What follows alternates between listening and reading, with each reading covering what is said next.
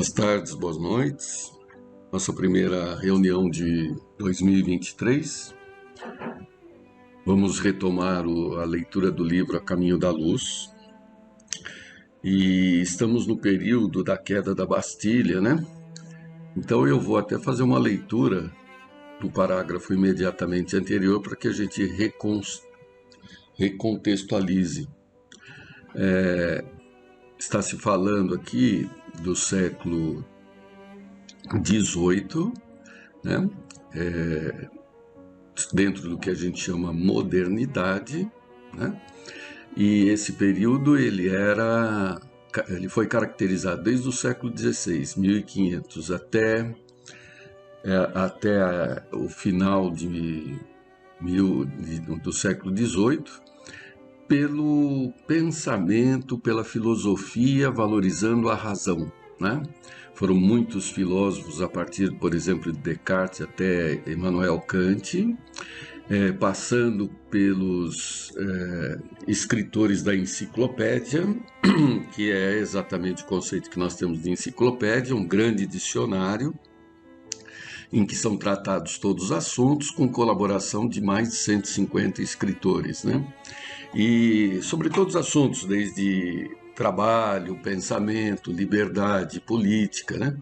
E isso tudo esclareceu a população europeia dos principais centros e questionando a forma de exercício de poder que eram os reis, a realeza, né? Na figura dos reis absolutistas, né? Eles eram os donos praticamente da nação, do país, que fatiavam aquilo com a nobreza, seus parentes, né? E enquanto que o povo ficava servindo, por isso servo, né? Servindo de meio de produção, né? Uma das ferramentas dos meios de produção para que fosse sustentado esse modelo. No final já do século XVIII, 1789, na França, há uma revolução, né? A famosa Revolução Francesa, em que se adotaram os princípios de liberdade, fraternidade e igualdade. Até aquela época, né, não havia o conceito de humanidade. Cada indivíduo não tinha essa ideia de pertencemos a uma humanidade. Também não tinha o conceito de que todos somos iguais, né? E o outro conceito é de que a propriedade poderia ser de todos. Não existia isso, né? Porque até então, desde que se nascia, tinham esses conceitos hierárquicos da sociedade. A partir do esclarecimento dessas discussões, né, nos iluministas, então houve um questionamento: por que o rei é que manda absolutamente? E aí se buscou inspirações da Inglaterra, em que já havia uma tentativa de controle das ações do rei através das câmaras, né? E aí o conceito de poder judiciário, poder executivo, poder legislativo, isso tudo numa certa conturbação social, né? Se transformou na bandeira da Revolução Francesa. Inicialmente era liberdade, igualdade e propriedade, seguido posteriormente de liberdade, igualdade e fraternidade. Daí as cores, inclusive, da bandeira da França. Cada cor daquela representa um desses conceitos. A ideia, inclusive, era que o poder emana do povo, não mais de um rei. Não mais de um rei. E tinha que esse povo se reunir e constituir uma lei. Esse povo, ou os representantes do povo que constituíam essa lei, eram os constituintes, e essa lei era a Constituição. Como nós aqui no Brasil, Constituição Federal. Esse conceito foi importantíssimo para o mundo. Tudo que vivemos hoje vem desta ideia. Então, Daí a luta contra a nobreza, os reis, né, e tudo mais. E na França, que depois começou a se espalhar pelos outros países. É claro que os reis não ficaram assistindo de camarote, pondo o pescoço na guilhotina facilmente, né? Houve reações, né? E aí nós vamos, ao longo da leitura, expor isto, né? Só que agora nós estamos falando isso na visão espiritual de Emmanuel, né? Isso que eu acabei de falar é o que a gente aprende na escola. Aprende não, a gente lê, né? Porque a gente não estuda, então não aprende. Mas é apenas para contextualizar, né? A queda da Bastilha, a Bastilha não era nada mais do que uma prisão, e ali também ficavam eventualmente os presos políticos, além dos presos comuns, né? Então o povo se revoltou e derrubou a Bastilha, quer dizer, aquela prisão libertou todo mundo. Qualquer comparação e analogia fica por conta dos senhores. Então vamos lá. Época das Sombras. Derrubada a Bastilha em 14 de julho de 1789, e após a célebre Declaração dos Direitos do Homem e do Cidadão, uma série de reformas se verifica em todos os departamentos da vida social e política da França. Aquelas renovações, todavia, preludiavam os mais dolorosos acontecimentos. Famílias numerosas aproveitavam a trégua, buscando o acolhimento de países vizinhos. E o próprio Luís XVI, o rei à época, tentou atravessar a fronteira, sendo preso em Varenas e reconduzido a Paris. Um mundo de sombras invadia as consciências da França generosa, chamada naquela época pelo plano espiritual ao cumprimento de sagrada missão junto à humanidade sofredora. Então a França ela tinha um papel, né?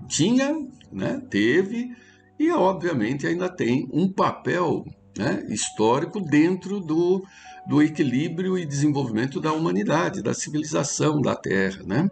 Porque é de lá que foram lá que reencarnaram os helenistas, os gregos, que deram continuidade ao pensamento grego, não no pensamento, mas eram espíritos que reencarnaram e continuaram a filosofar, né? Essa prática de pensar sobre pensar, até os limites do que é possível, né? Essa tarefa também começou a ocorrer na Alemanha, né? Mas sempre dentro de uma valorização da razão, né? Em contrapartida ao pensamento geral da Idade Média, que era a submissão ao catolicismo, aos dogmas da Igreja Católica. Então, essa libertação do homem é muito parecido com os conceitos gregos de antropocentrismo, o homem no centro de tudo, né? Valorizava a razão, né? Tanto que muitas igrejas foram invadidas na queda da Bastilha por figuras de deuses que eram classificadas como a razão suprema, a liberdade, a igualdade. Eram estátuas que estavam tomando lugar nas igrejas dos santos, né? Um movimento que fomentou muito o ateísmo, que se mantém até hoje. Por quê? Porque o importante é a razão, né? Continuando. Cabia-lhe tão somente aproveitar as conquistas inglesas no sentido de quebrar o cetro da realeza absoluta, organizando um novo processo administrativo na renovação dos organismos políticos do orbe, de acordo com as sábias lições dos seus filósofos e pensadores. É aquilo que a gente falou, tudo bem, vai tirar o rei, o que vai se colocar no lugar? Nós vamos dividir o poder em legislativo, quem faz as leis, executivo, quem cumpre as leis, e judiciário, que tira as dúvidas quanto ao cumprimento do que está escrito na lei, né? Isso foi adotado na América do Norte, né? De forma inicial, com a fundação dos Estados Unidos da América do Norte. Já nem se falou em figura do rei, e sim na figura de um presidente. Olha a genialidade, né? De um presidente, o que preside o primeiro, mas que ele é escolhido diretamente pelo povo, e esse poder é renovado a cada... Eu não lembro da época lá se eram os mesmos 4 anos, mas enfim, não existe essa ideia de poder vitalício, né? tampouco hereditário, né? É por um período. Aí esse aprimoramento, né, esse aprimoramento da democracia em relação à democracia grega, né? Mas é um super avanço, né? Não podemos perder da mente que o rei, res, coisa, era senhor de tudo que estava no território. Ele era um grande proprietário. Então, por isso que ele podia cobrar impostos, e esses impostos iam para a família real. Não tinha essa ideia de bem comum, de bem para o povo. Não existia isso, né? Porque os que habitavam ali eram os seus súditos, né? E tinham que servir a ele, porque ele, por uma questão de sangue, era o proprietário, o herdeiro proprietário de tudo em relação aos demais, né?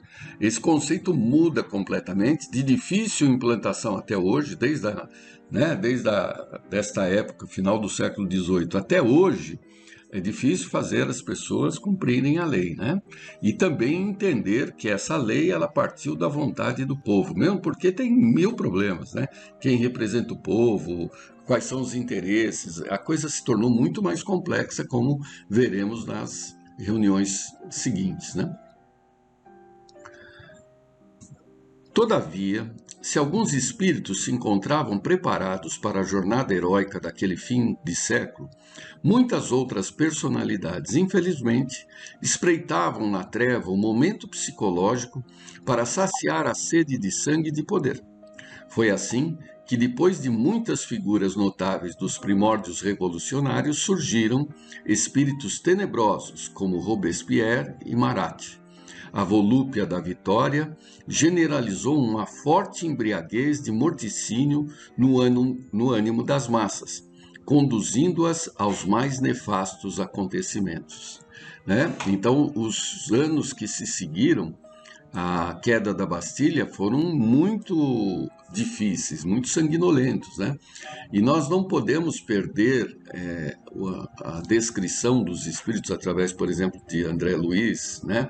No seu livro Libertação, em que ele coloca que o mundo espiritual, na sua maioria próximo à crosta, é constituído de espíritos que deixaram a Terra, mas querem continuar do outro lado, exercendo as funções, os poderes e os mandos e os gostos que tinham aqui na Terra.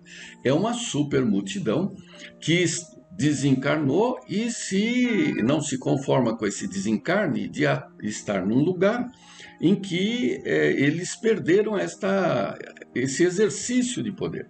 Então, o que eles fazem? Eles influenciam aqueles que ainda estão encarnados e que mantêm um mínimo de ligação com eles mental, né, para que sejam as suas marionetes. Então, por isso que o mal, né, ele não está externo, ele está em nós. Quer dizer, se eu quebro essa identidade com eles, os espíritos perdem essa ação sobre mim. E aí essa ligação não é só racional, não é só como comunhão de ideias, é também de sentimentos, né? Então, se eu manifesto o meu sentimento de indignação, de raiva, de oposição, não importa de que lado eu esteja, eu estou ligado a eles. Não importa de que lado. Então, o que nós temos que tomar cuidado é extirpar os sentimentos odiosos dentro de nós. Porque aí se quebra a ligação com todos esses espíritos, não interessa qual seja o objeto de ação deles. E alimentemos sentimentos novos, diferentes do que estamos acostumados a praticar. E aí nos vinculamos aos espíritos que querem apaziguar a situação, que querem harmonizar, que querem fazer com que a civilização progrida, né? E não se exterminem mutuamente. Continuando. A França atrai para si as mais dolorosas provações coletivas, nessa torrente de desatinos. Com a influência inglesa, organiza-se a primeira coligação europeia contra o nobre país. Claro, né? A nobreza se prepara para que aquela revolução fique só na França. E os outros imperadores, os outros reis se mantenham no poder, como se mantiveram até hoje. Alguns tiveram sucesso. Na Inglaterra nós temos a monarquia, Dinamarca, em vários países ainda existe a monarquia. Mas não somente nos gabinetes administrativos da Europa se processavam providências reparadoras. Também no mundo espiritual, reúnem-se os gênios da latinidade, né, que tem vínculo com o latim, com Roma, sob a bênção de Jesus, implorando a sua proteção e misericórdia para a grande nação transviada. Aquela que fora a corajosa e singela filha de Dom Remy, a mitologia lá, volta ao ambiente da antiga pátria, à frente de grandes exércitos de espíritos consoladores, confortando as almas aflitas e aclarando novos caminhos. Numerosas caravanas de seres flagelados foram do cárcere material, são por elas conduzidos às plagas da América para as reencarnações regeneradoras de paz e de liberdade. A filha de Dom-Remy aqui é uma referência, né? Dom-Remy é uma cidade, é uma referência a quem? A Joana d'Arc, né? A Joana d'Arc teve um papel fundamental na espiritualidade para a recondução desses sofredores para outras regiões da América. Então vou ler de novo agora, vocês sabendo quem é Joana d'Arc, né? Aquela que for a corajosa e singela filha de Dom Remy, quer dizer, ela teve aquele papel de líder na guerra entre Inglaterra e França, volta, quer dizer, ela já está como espírito, né, mas continua na espiritualidade, volta ao ambiente da antiga pátria, à frente de grandes exércitos de espíritos consoladores, confortando as almas aflitas e aclarando novos caminhos.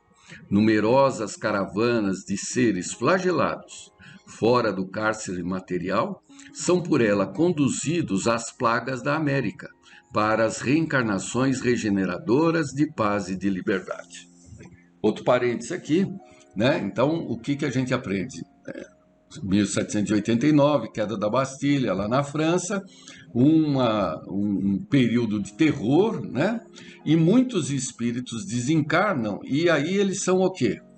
Conduzidos à América. Por isso que o Chico sempre colocava que o Brasil, muitos brasileiros têm um vínculo com a França, principalmente na época da queda da Bastilha. Por quê? Vieram reencarnar aqui, no Brasil. Né? No Brasil, na América, aqui no caso particular no Brasil, até na América do Norte, existe o sul da América do Norte, que é de colonização essencialmente francesa. Essa transferência ela não ocorre só no mundo encarnado, né? É principalmente na espiritualidade. Então esses espíritos reencarnam agora no Brasil. Por quê? Porque estão cansados das lutas que nada levam lá na antiga pátria, né? Pátria da terra, né? Que é a França. Lembrando mais um detalhe, que olha só, a Joana d'Arc é colocada como líder de um grupo de espíritos consoladores. E retomemos, quem é Joana d'Arc? A Joana d'Arc é a reencarnação de Judas Iscariote. Quem foi Judas Iscariote? Aquele que entendia que Jesus era um líder político. Então, né, as versões espirituais é que ele entregou Jesus aos romanos e judeus, não foi para que ele fosse crucificado, não, é que, conhecendo o poder que ele exercia, ele pudesse, na frente de todos, exercer a sua autoridade e assumir a liderança do povo de Israel. Uma liderança política. E não, por quê? Porque à época ele não entendeu qual era a missão de Jesus.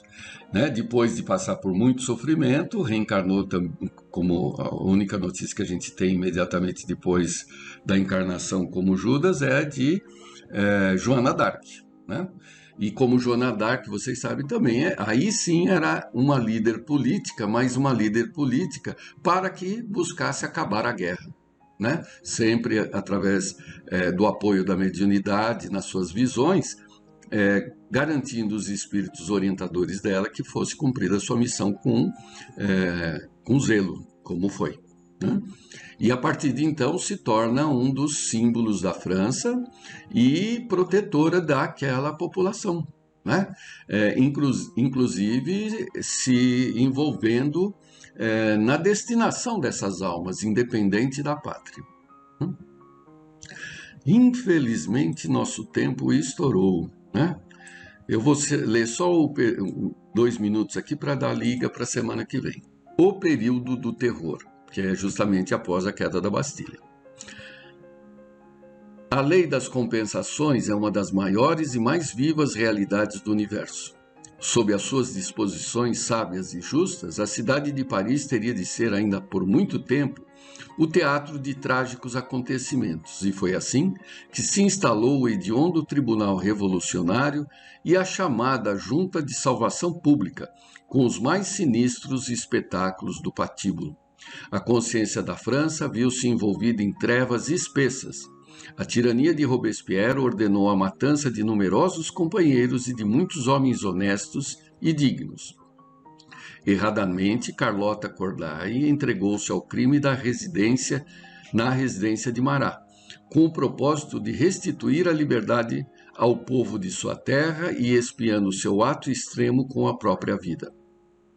Ocasiões houve em que subiram ao cadafalso mais de 20 pessoas por dia, mas Robespierre e seus sequazes não tardaram muito a subir igualmente os degraus do patíbulo em face da reação das massas anônimas e sofredoras. Então, a partir da semana que vem, retomamos esse mesmo parágrafo. Prazer em revê-los e, novamente, feliz 2023.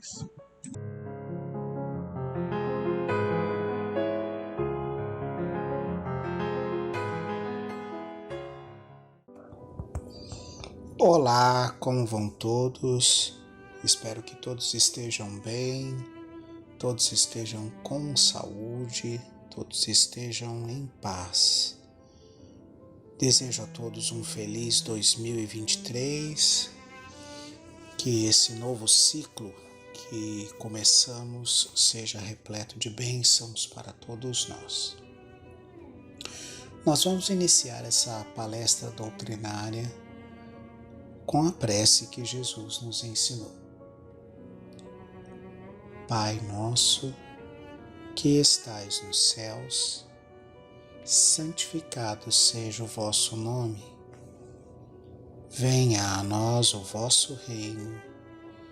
Seja feita, Pai, a tua vontade, assim na terra como nos céus. O pão nosso de cada dia dai-nos hoje. Perdoa, Senhor, as nossas dívidas, na medida em que perdoamos os nossos devedores. Não nos deixes cair em tentação e livra-nos de todo o mal. Que assim seja, graças a Deus, graças a Jesus. Nós vamos dar continuidade ao estudo que estávamos fazendo no final do ano passado, concluindo esse estudo sobre o idiotismo, a loucura e a influência da música e das artes nessas patologias, com um texto que se encontra no Livro dos Espíritos, na parte 2ª, que trata do mundo espírita ou mundo dos espíritos quando estão na erraticidade. É o capítulo 7, da volta do espírito à vida corporal, e o tema é idiotismo e loucura. A questão no Livro dos Espíritos é a 371, e ela diz o seguinte: existe algum fundamento ou pretender-se que a alma dos cretinos e dos idiotas é de natureza inferior? Então a pergunta que Kardec faz aos espíritos é se a alma, ou o espírito que anima os idiotas, os cretinos ou aqueles que têm algum tipo de dificuldade nessa área, se esses espíritos são necessariamente de natureza inferior, mais primitivos, menos desenvolvidos. É essa a questão. A resposta do espírito: nenhum. Ou seja, não há nenhum fundamento nessa ideia de que a alma dos cretinos e dos idiotas é inferior às outras almas, né? E ele continua: nenhum. Eles trazem almas humanas, não raro, mais inteligentes do que supondes, mas que sofrem da insuficiência dos meios de que dispõem para se comunicar, da mesma forma que o mudo sofre da impossibilidade de falar. Pergunta 372. Que objetivo visa a providência criando seres desventurados e inábeis como os cretinos e os idiotas? Aqueles que habitam corpos de idiotas são espíritos sujeitos a um ajustamento com as leis divinas. Sofrem por efeito do constrangimento que experimentam e da impossibilidade em que estão de se manifestarem mediante órgãos não desenvolvidos ou desmantelados. Continuação da pergunta. Não há, pois, fundamento para dizer-se que os órgãos nada influem sobre as faculdades?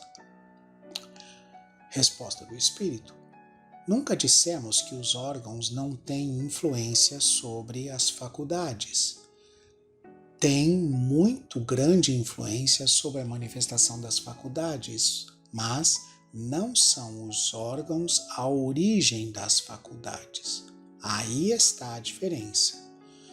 Um músico excelente com um instrumento defeituoso não fará ouvirem boa música, o que não faz com que ele deixe de ser um bom músico.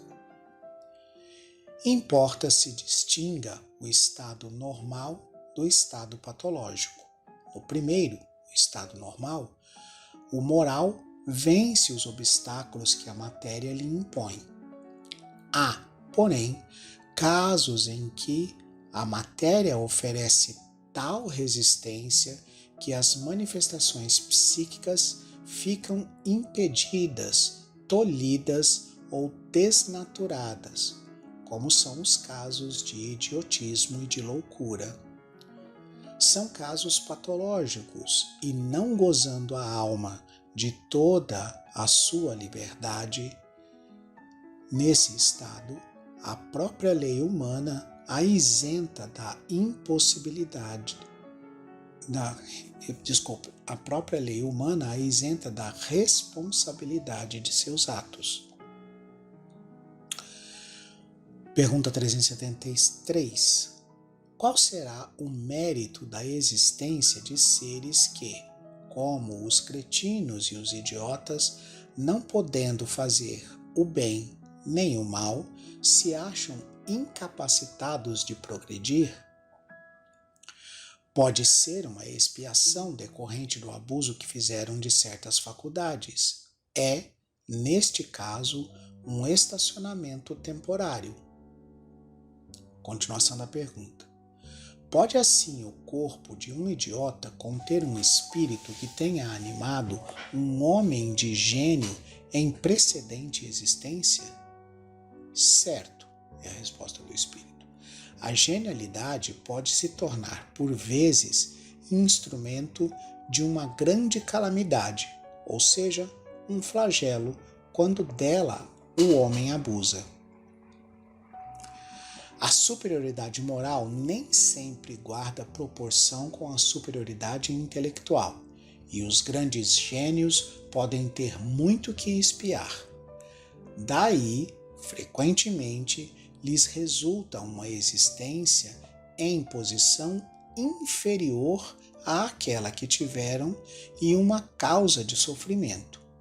Os embaraços que o espírito encontra para suas manifestações se lhe assemelham às algemas que tolhem os movimentos de um homem vigoroso.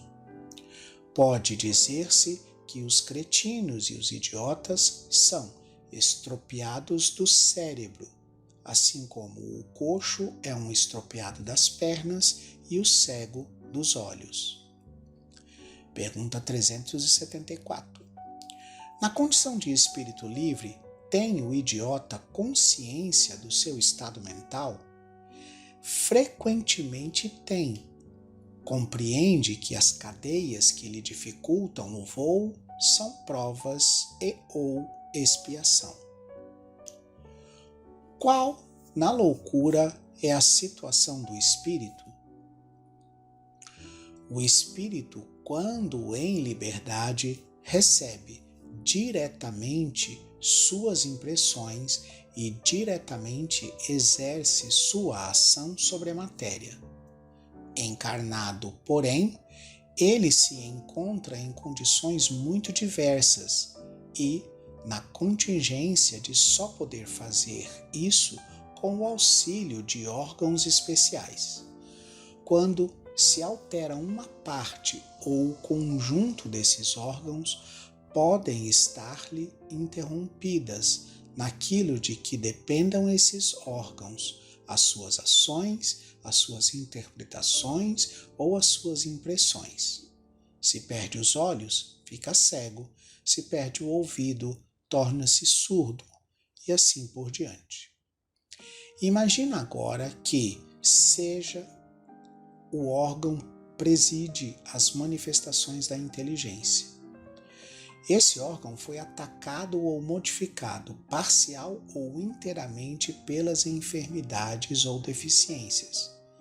Então, será fácil compreender que, só tendo o espírito a seu serviço órgãos incompletos ou alterados, uma perturbação resultará de que ele, por si mesmo, no seu foro íntimo, tem perfeita consciência, mas cujo curso não lhe estará nas mãos deter.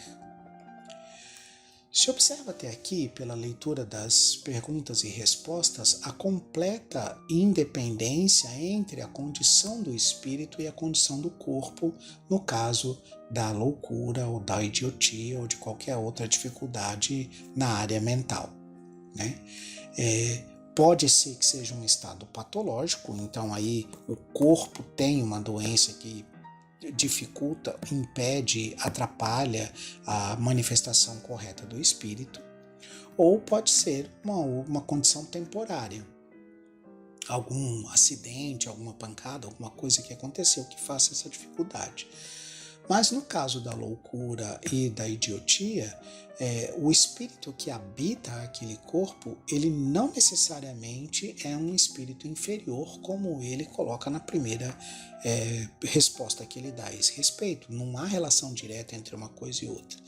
E, como ele dá nas respostas seguintes, pode ocorrer que, na maioria das vezes, no corpo de um espírito, no corpo que tem a deficiência da idiotia ou da loucura, há um espírito em uma condição intelectual muito diversa disso, com uma capacidade de inteligência muito maior do que ele consegue se expressar.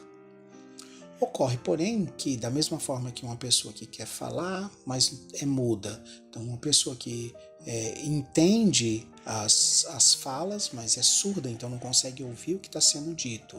Da mesma forma que se você, por exemplo, colocar cordas ruins num violão, não afinar esse violão, retirar parte das cordas desse violão ou do instrumento de cordas qualquer, da mesma forma que você quebrar algumas teclas de um piano, por melhor que seja o pianista, por melhor que seja um músico, ele não vai conseguir expressar exatamente a música como ele quer expressar, porque falta para ele os recursos, já que a corda do piano ou do violão está quebrada ou danificada ou desafinada. Dessa mesma maneira é o corpo físico para o espírito. Ele é o corpo físico com uma idiotia ou mesmo com algum tipo de loucura, ele tem uma dificuldade de se manifestar. Muitas vezes ele quer se manifestar, ele pensa corretamente na sua manifestação, ele coloca corretamente o raciocínio, mas o corpo, ao colocar esse raciocínio na forma de palavras ou na forma da fala, ele não consegue fazer isso da forma que as pessoas entendam. Podendo sair daí, por exemplo, um grunhido ou mesmo palavras desconexas que não exprimem exatamente o que o espírito está pensando e que faz com que as pessoas ao redor dele pensem que ele é maluco. Quando, na verdade, é só o instrumento que está defeituoso, ou seja, o corpo físico que não está exercendo corretamente a função como ele gostaria que fosse exercida. Esse é o ponto-chave. Então, é nesse sentido que, muitas vezes, apesar da genialidade ou da superioridade intelectual do espírito, ele pode não ter condições de se expressar corretamente. Continuando. Na condição de espírito livre, tem o idiota consciência do seu estado mental? Ele respondeu que frequentemente tem. Compreende que as cadeias que lhe dificultam o voo são prova ou expiação. Qual é, na loucura, a situação do espírito? O que ele respondeu? O espírito, quando está em liberdade, recebe diretamente suas impressões e diretamente exerce sua ação sobre a matéria. Quando está encarnado, porém, ele se encontra em condições muito diversas e na contingência de só poder fazer isso com o auxílio dos órgãos do corpo.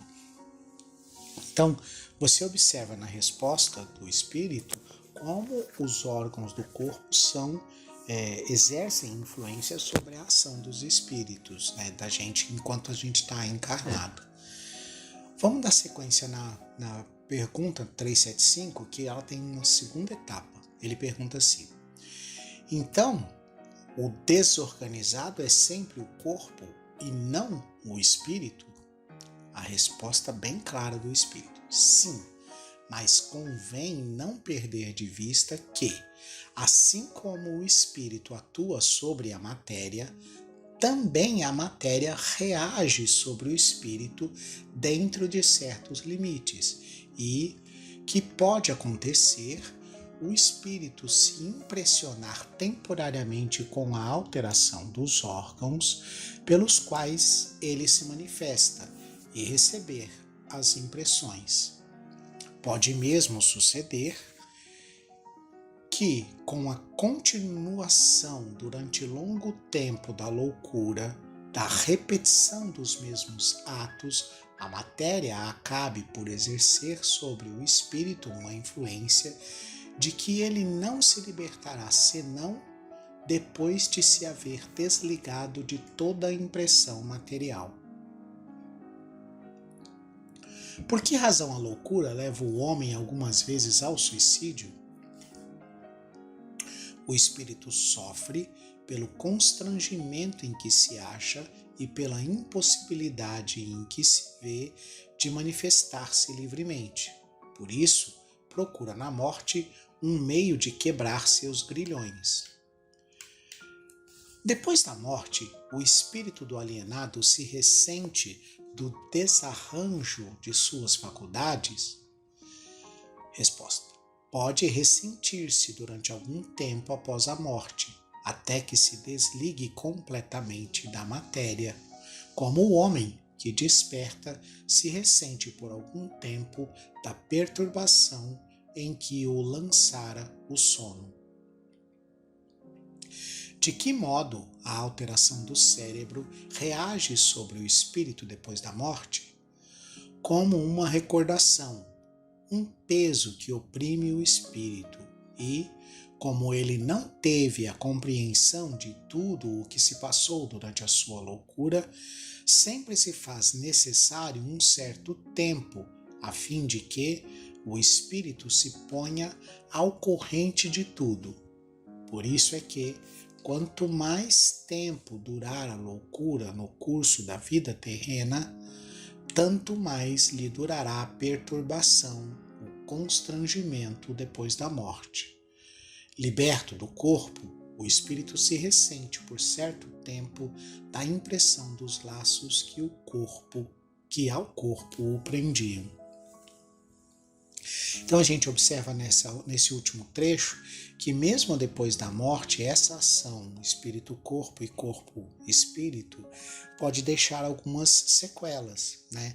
E pode fazer com que o espírito tenha que reaprender a utilizar as suas faculdades novamente, ou, como a gente pode dizer, fazer uma espécie de reabilitação, que nem quando a gente tem um acidente ou machuca uma perna e engessa um braço ou uma perna, coisa parecida, e na hora que a gente vai voltar a usar esse membro que passou por essa dificuldade, a gente tem algum ressentimento, tem medo de que vai doer, usa ele com insegurança, parece que não tem a mesma habilidade que tinha com aquela perna, com aquela mão ou com aquele braço. Dessa mesma maneira é o espírito no retorno ao plano espiritual. Ele pode ter alguma dificuldade, alguma desorganização nessa relação dele com o plano espiritual após uma encarnação longa como alienado ou como um espírito, ou como um idiota. Mas ele, em espírito, ele vai recobrando as suas faculdades e retomando as suas faculdades gradativamente até que ele volta a ter uma ação normal sobre as suas próprias faculdades. Eu espero que a leitura tenha ficado clara, que vocês tenham esclarecido as suas dúvidas sobre essa questão do idiotismo e da loucura. E caso tenha alguma dificuldade, é só deixar os comentários aí, deixar suas perguntas aí no vídeo que a gente procura esclarecer. Eu me despeço de vocês, até a próxima palestra, com a prece que Jesus nos ensinou.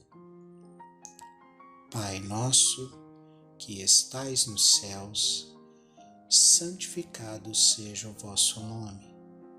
Venha a nós o vosso reino. Seja feita, Pai, a tua vontade, assim na terra como nos céus. O pão nosso de cada dia dai-nos hoje. Perdoa, Senhor, as nossas dívidas, na medida em que perdoamos os nossos devedores. Não nos deixes cair em tentação e livra-nos de todo o mal. Que assim seja. Graças a Deus, graças a Jesus, fiquem em paz.